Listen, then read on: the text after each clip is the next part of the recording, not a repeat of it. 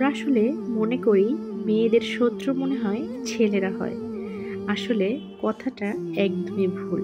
মেয়েদের শত্রু কখনোই ছেলেরা হয় না। মেয়েদের শত্রু মেয়েরাই হয়। আর হিংসা জিনিসটা ছেলেদের মধ্যে একদমই কাজ করে না।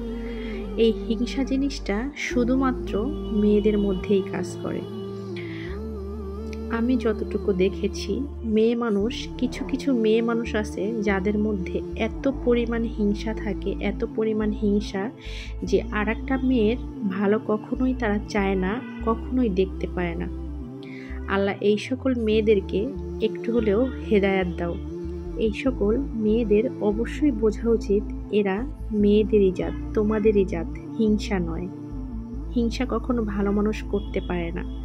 এটা আল্লাহ কখনোই পছন্দ করে না। কারো ভালো দেখে হিংসা নয়, খুশি হও, আল্লাহ তোমাকে খুশি করে দিবে।